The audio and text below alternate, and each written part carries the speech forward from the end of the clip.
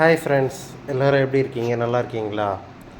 So இன்றைக்கி வந்து வீட்டில் ஃப்ரீயாக இருந்தேன். ஸோ இருக்கும்போது வீட்டுக்கும் வந்து நம்ம ஃப்ரெண்ட்ஸ் எல்லாம் வந்திருந்தாங்க.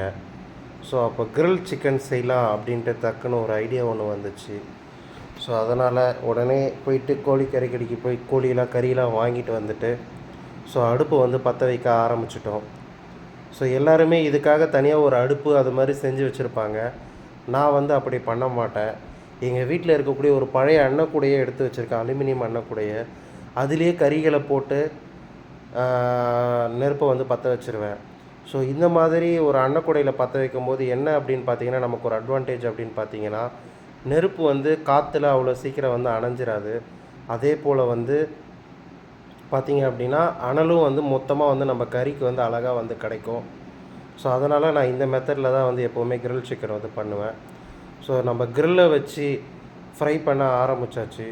ஸோ இந்த வகையான ஃபிங்ஸ் வந்து என்கிட்ட இருக்குது. நான் இதை ஆல்ரெடி வாங்கி வச்சுருந்தேன். ஸோ நாங்கள் வீட்டில் இருக்கும்போதெல்லாம் இந்த மாதிரி ஃபிங்ஸை வச்சு தான் கிரில் வந்து பண்ணுவோம். ஸோ இது வந்து இந்த அன்னக்கூடையில் அழகாக தூக்கி வச்சா வந்து செட் ஆகிடும், பார்த்தாலே உங்களுக்கு தெரியும். ஸோ அதனால் அதே மாதிரி அந்த அன்னக்கூடை எனக்கு நல்லா யூஸ்ஃபுல்லாக இருக்கும். ஸோ இது சிக்கன் ஃபஸ்ட்டு சின்ன சின்ன விங்ஸை வச்சு ஸ்டார்ட் பண்ணலாம், லெக்கை வச்சு ஸ்டார்ட் பண்ணலாம் அப்படின்னு சொல்லி ஸ்டார்ட் பண்ணியிருக்கேன்.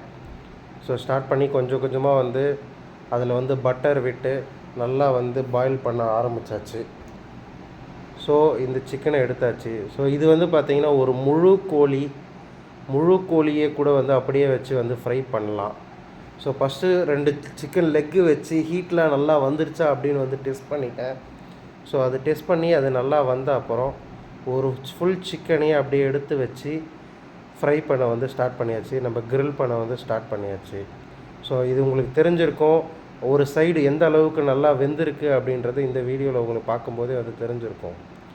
ஸோ இதோட அனல் வந்து பார்த்திங்கன்னா ரொம்ப சூப்பராக நமக்கு இந்த மாதிரி பண்ணும்போது அனல் வந்து கிடைக்கும். காற்றும் வந்து பிரச்சனை இருக்காது. ஸோ நம்மளோட சிக்கன் வந்து இன் அண்ட் அவுட் வந்து சூப்பராக வந்து பாயில் ஆகிருக்கும், கிரில் ஆகிருக்கும். ஸோ அதை பார்த்தாலே உங்களுக்கு தெரிஞ்சிருக்கும். அதே போல் இதில் வந்து நம்ம காலில் நெருப்பு படுறதோ இல்லை கைகளில் நெருப்பு படுறதோ வந்து இருக்காது ஃப்ரெண்ட்ஸ்.